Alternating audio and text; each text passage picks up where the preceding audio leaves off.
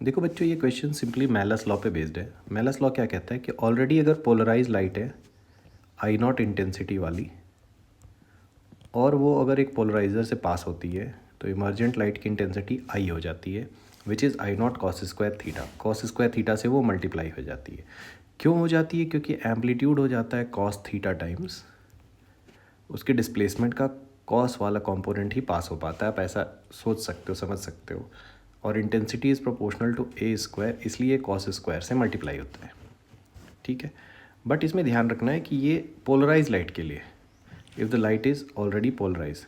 अगर वो अनपोलराइज है तो अनपोलराइज लाइट के लिए वाइब्रेशन जो होते हैं, सपोज़ ये लाइट इधर जा रही है तो electric field, magnetic field, vibration सारे परपेंडिकुलर प्लेन में होते हैं डायरेक्शन ऑफ प्रोपगेशन के लिए। तो थीटा वेरी करता है for every value from 0 to 90 degree. तो जब आप इसका एवरेज लेते हो 0 to मैक्सिमम, ये वेरी करता है। जब आप इसका एवरेज लोगे कॉस स्क्वायर थीटा का 0 to मैक्सिमम के लिए, तो उसका एवरेज आ जाता है आई नॉट बाई 2, मतलब कॉस स्क्वायर का एवरेज हाफ आ जाता है। ठीक है, तो ये कॉन्सेप्ट हुआ कि ये लगाना है आपको जब लाइट पोलराइज्ड है ऑलरेडी, और ये लगाना है जब वो अनपोलराइज है।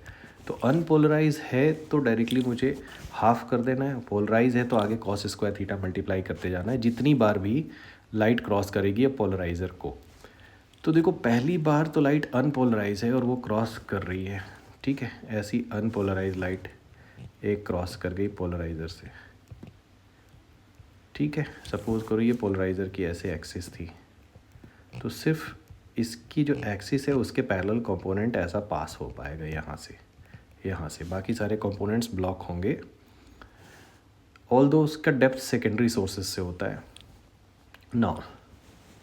तो ये वैल्यू अगर आई नॉट थी तो अनपोलराइज लाइट थी, तो अब तो ये डायरेक्टली आई नॉट बाई 2 हो गई।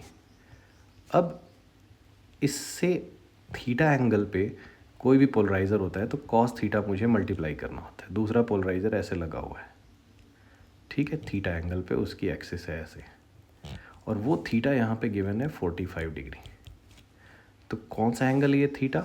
Angle between axis of polariser, this axis, and the plane of polarise light, जो कि ये वाली है ऐसे, वो ये वाली, इन दोनों के बीच का एंगल 45 डिग्री है। तो आगे मुझे कॉस स्क्वायर 45 से क्या करना है बच्चों? मल्टीप्लाई करना है।